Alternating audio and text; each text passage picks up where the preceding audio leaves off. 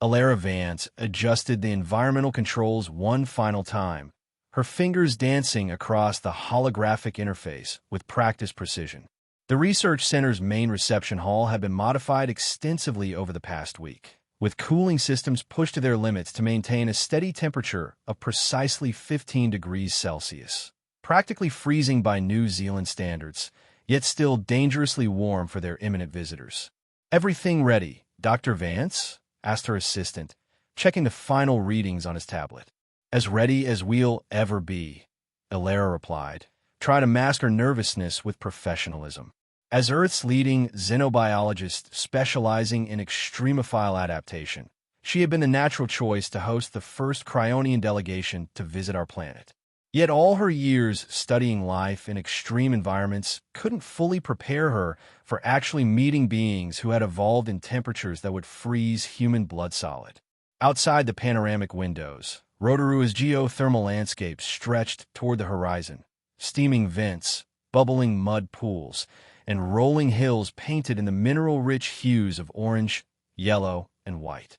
The very features that had made this region the crown jewel of New Zealand tourism were also what had attracted the Cryonian scientific community's interest. A perfect natural laboratory of thermal extremes on a planet they considered almost uninhabitably hot. The communication console chimed. "Arrival in 5 minutes, Dr. Vance," announced the center's AI. "The Cryonian vessel has entered Earth's atmosphere and is on approach."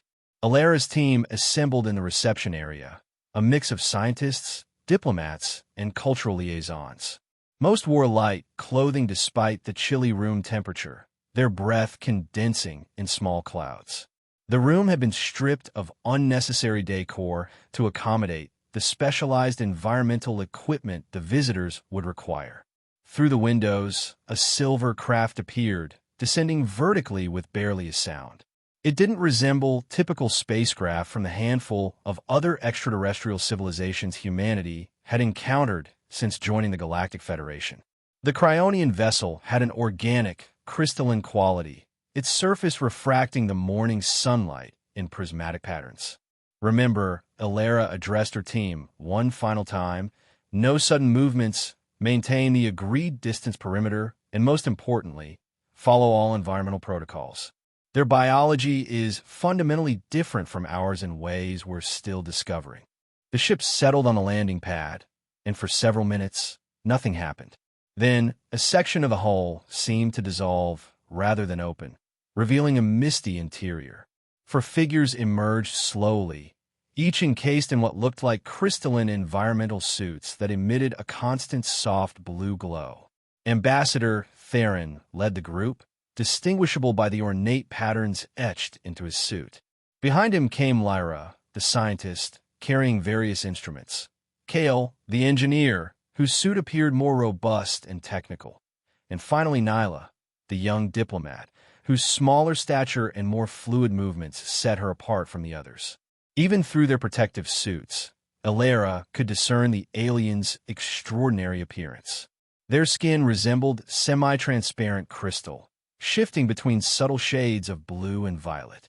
They moved with deliberate slowness, each step precise and measured, as if conserving energy or perhaps simply adapting to Earth's heavier gravity. "Welcome to Earth, and specifically to Rotorua, New Zealand," Alara said, making the formal greeting gesture they had practiced during the preliminary communications. "I am Dr. Alara Vance, xenobiologist and head of the Earth delegation for this exchange program." Ambassador Theron's skin shifted to a deeper blue as he responded with a formal bow. "The Cryonian Confederation extends gratitude for your accommodation."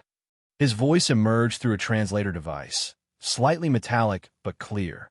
"We anticipate mutual enlightenment through this unprecedented exchange." The initial introductions proceeded with the careful formality that characterized first contact protocols. Alara noticed how Kale continually monitored readings on a device integrated into his suit, his crystalline features tensing slightly when he glanced toward the windows where steam rose from distant vents.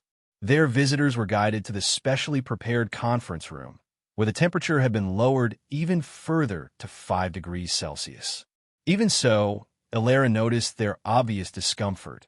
What humans considered uncomfortably cold was still dangerously warm for beings evolved to thrive at minus 150 degrees Celsius. Once seated, with the cryonians positioned near additional cooling units, Ilara initiated the presentation about their exchange program. Holographic displays illuminated the room, showing maps of Rotorua's geothermal fields, data on the regions, unique ecosystems, and the cultural significance of the area to the indigenous Maori people. We've designed this program to showcase Earth's geothermal diversity, Ilara explained, advancing through the presentation. You'll have the opportunity to study our planet's internal heat mechanisms, which differ significantly from Cygnus X2's frozen core. We'll visit various thermal features, including mud pools, geysers, and one of our most culturally significant attractions, the natural hot springs where humans relax and heal. She displayed an image of people lounging peacefully in steaming pools. Almost simultaneously, all four cryonians changed color, their skin shifting to a deep, alarming blue. Lyra's instruments emitted a soft warning tone. Kale straightened abruptly in his seat. "Forgive me," Lyra said, her translator struggling to convey the emotion in her low-frequency communication. "But I must verify this data. You state these pools contain boiling water, and humans immerse themselves in this voluntarily?" Ilara paused, surprised by the intensity of their reaction. "Not quite boiling," she clarified. "The hot springs typically range from 38 to 42 degrees Celsius. Warm enough to be therapeutic, but certainly not boiling, which would be 100 degrees Celsius. And humans enter this willingly?" Ambassador Theron asked, his formal tone belied by his rapidly shifting skin color. "Perhaps there is a translation error regarding the purpose of these thermal pools?" "No error," Ilara assured him. "Hot springs have been used by humans for thousands of years for relaxation, health benefits, and social gathering. They're quite pleasant, actually." The cryonians exchanged looks, their skin performing a complex dance of colors that Ilara recognized as their natural communication method. Kale murmured something that didn't translate, examining the specifications of his environmental suit with renewed concern. Sensing their discomfort, Ilara adjusted the presentation. "Perhaps we should begin with less intensive thermal features. Tomorrow we'll visit a viewing area for the mud pools and steam vents, where you can observe from a safe distance." The cryonians visibly relaxed, their skin tones settling into a more neutral palette. Ambassador Theron inclined his head graciously. "That will be most appropriate. We are eager to understand your world within suitable parameters." The meeting concluded with discussions of schedules and safety protocols. As the cryonians prepared to return to their ship, which contained appropriate living quarters for their physiology, Ilara overheard Lyra speaking quietly to Kale. "Thermal destruction zone." As recreation, Lyra was saying, "Their carbon-based biology must function fundamentally differently than our models suggest." Kale's response came in low tones. "Or these are some form of survival rituals. Perhaps a demonstration of endurance." Ilara frowned slightly as she watched them leave. She had expected cultural differences, even physiological shock at Earth's comparative warmth, but their reaction to the hot springs suggested something deeper, something bordering on horror that she couldn't quite understand. Later that evening, Ilara sat in her office reviewing the cryonian briefing materials. Most focused on diplomatic protocols and basic biological information. But one cryptic reference caught her attention, a mention of the cold cleansing, apparently some philosophical or religious concept that hadn't been fully explained in the cultural exchange documents. She made a note to investigate further before their field excursion tomorrow.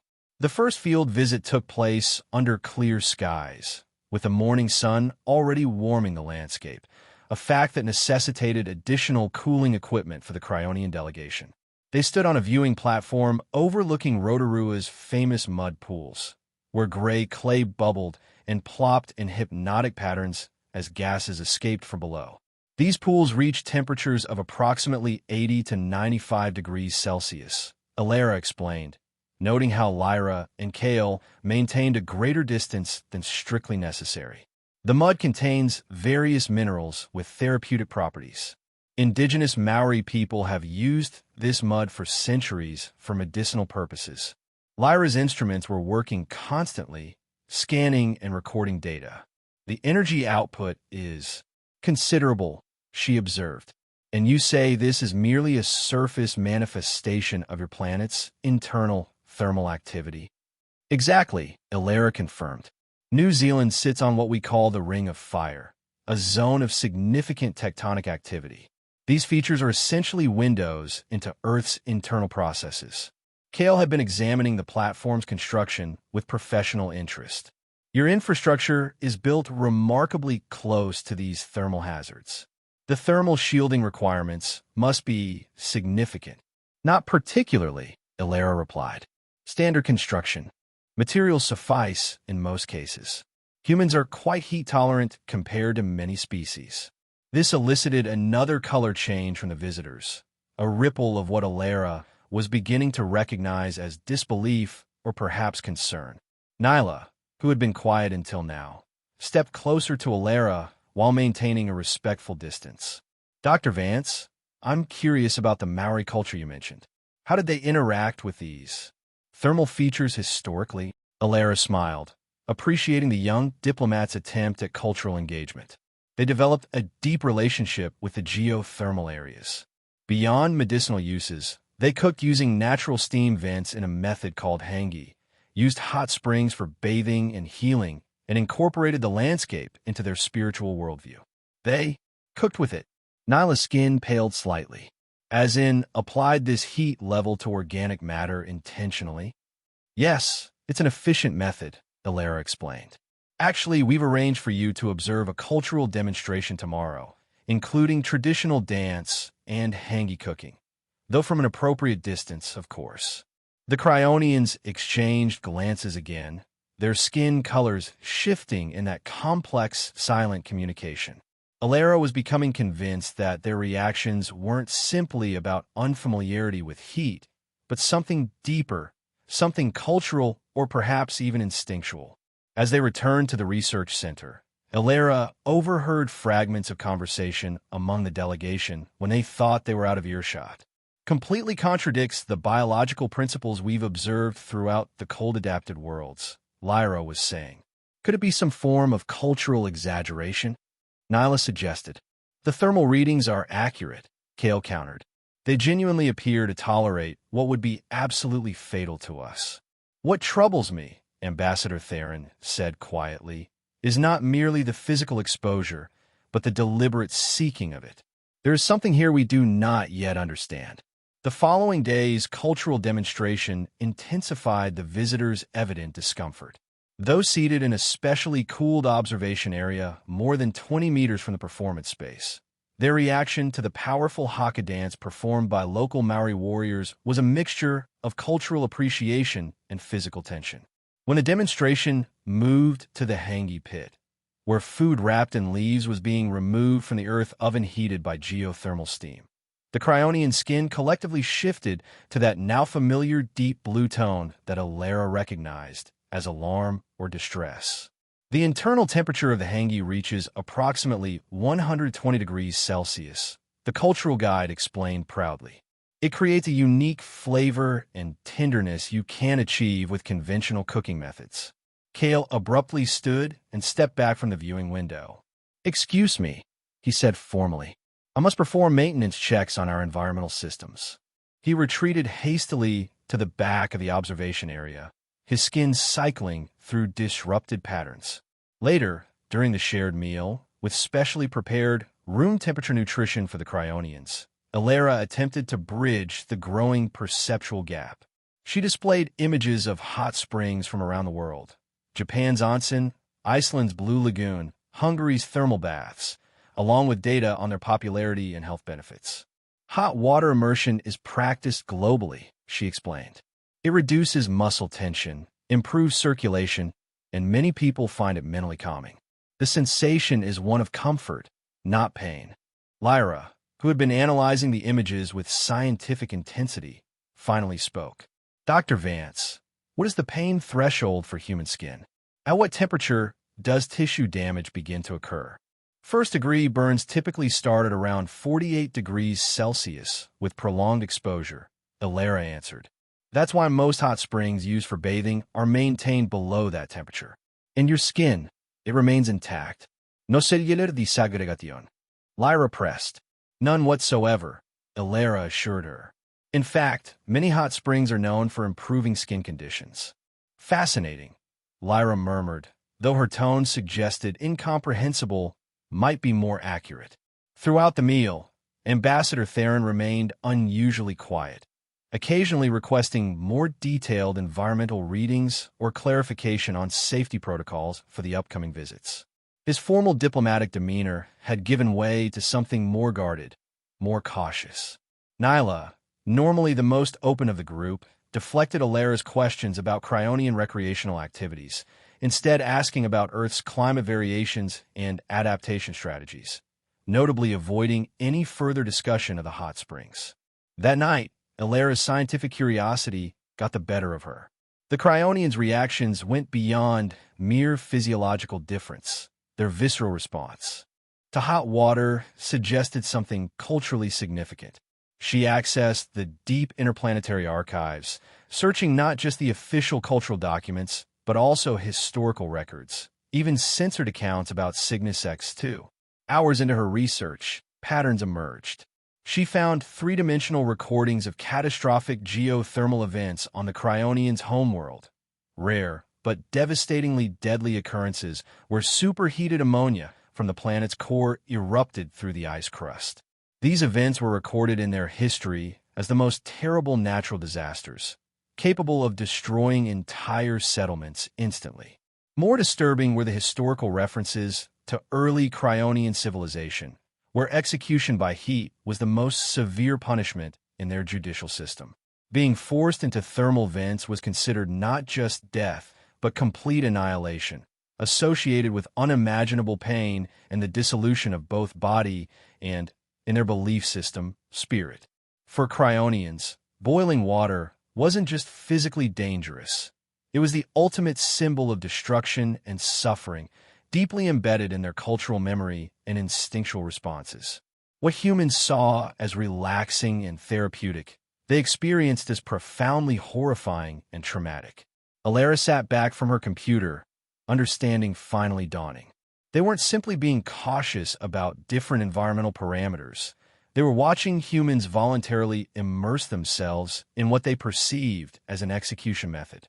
The next morning, Ilera requested a private meeting with the entire delegation in their cooled quarters. When they assembled, looking somewhat apprehensive, she decided directness was the only approach. "I believe I understand your reactions now," she began without preamble. "I've been researching your historical and cultural relationships with extreme heat.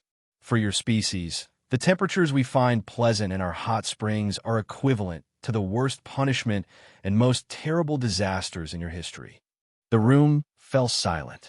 The Cryonian skin colors fluctuated chaotically before settling into a unified pattern of surprise. Ambassador Theron was the first to speak. "Your assessment is correct, Dr. Vance," he acknowledged, his formal tone giving way to something more personal. "We had hoped to approach this exchange purely scientifically, but our cultural and biological conditioning regarding destructive heat proved too powerful. We genuinely cannot comprehend why an intelligent species would willingly seek out something so intrinsically linked to death and extreme suffering in our experience." Lyra added, "From a biological perspective, the temperatures you described would cause our cellular structures to break down almost instantly. The very concept is disturbing on a fundamental level." Ilera nodded sympathetically. "Just as I can't truly comprehend what it would be like to swim comfortably in liquid nitrogen, you can't intuitively understand our relationship with heat. Our biologies are fundamentally different."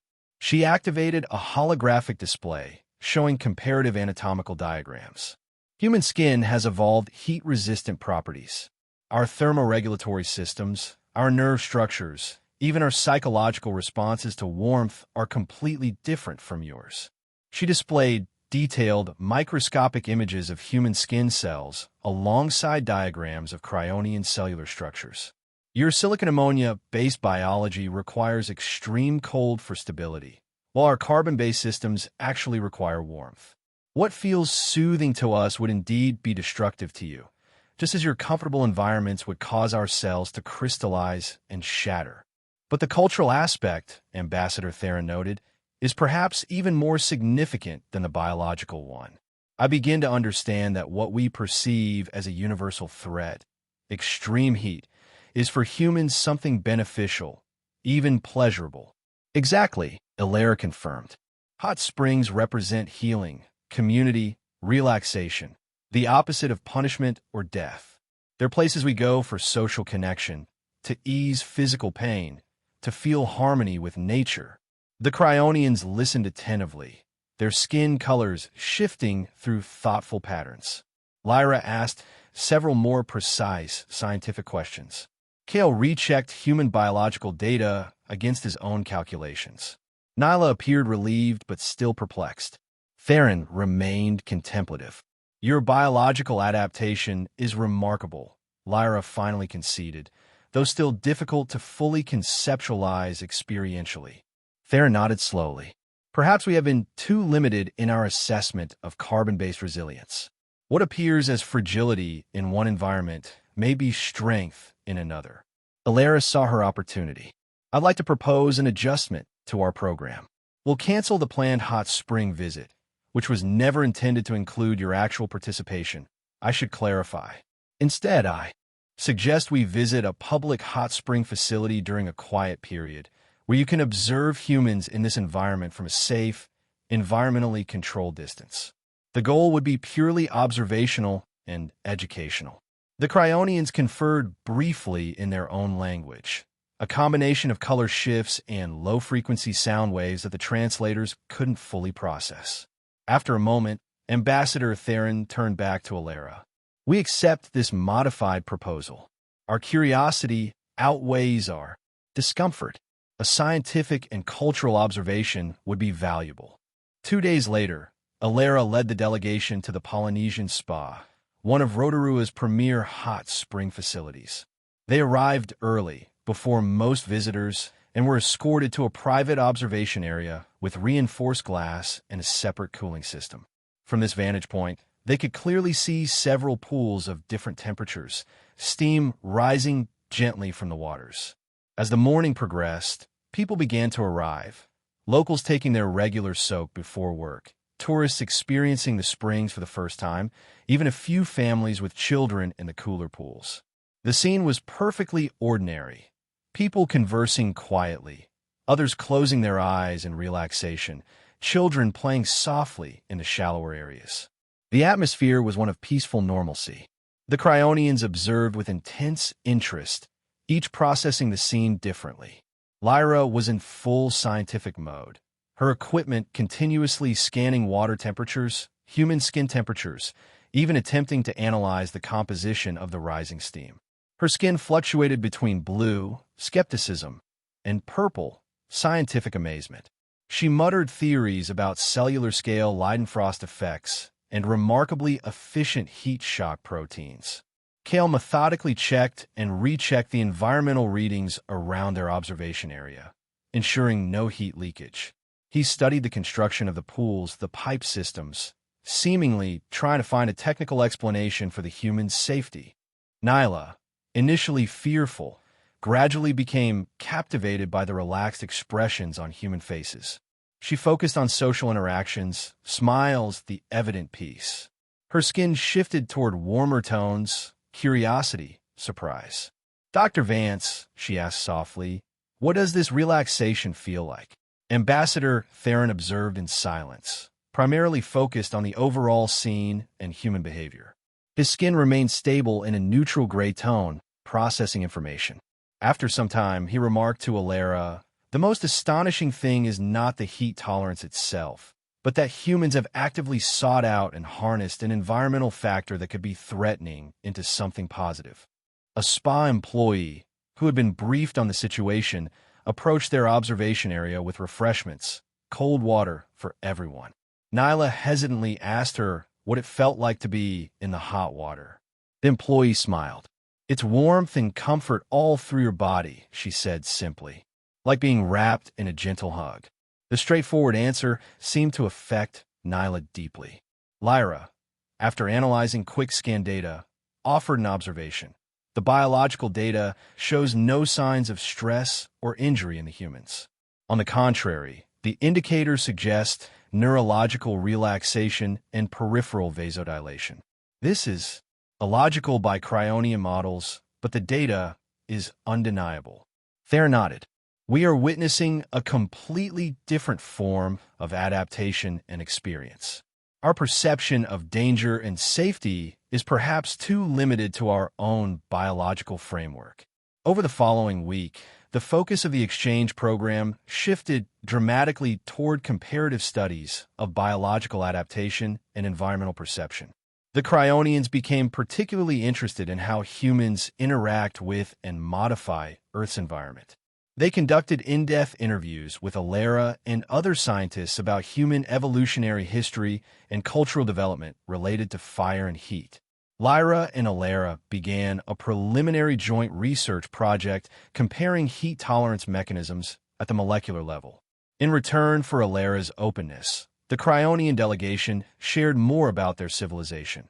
The breathtaking beauty of liquid ammonia oceans, art forms based on light and sound, advanced technologies based on crystals and extreme pressure, and philosophies about balance in their harsh frozen environment. Nyla and Alara developed a friendship based on mutual curiosity about how different species perceive the world. While they could never truly experience each other's natural environments, they found common ground in their desire to understand different perspectives. On the final day of the exchange, a farewell ceremony was held in a compromised environment, cool by Earth standards and warm by Cryonian preferences. Ambassador Theron addressed the assembled Earth team. "We came to your world expecting to study geothermal phenomena from a safe distance," he began. "Instead, we have learned a profound lesson about the diversity of life and experience in the universe. What we perceived as universally destructive, you have embraced as healing. What we understood as death, you experience as comfort." He continued, his skin shifting through dignified patterns of formal gratitude. "Our initial mistake was imposing our own fears onto others, assuming our biological truths must be universal. Dr. Alara Vance, your patience and understanding have opened new pathways of knowledge between our worlds. For this, the Cryonian Confederation extends its deepest appreciation." Lyra presented a summary of potential future research collaborations on extremophile biology. "Our comparative studies could revolutionize both our understandings of life's adaptability," she concluded.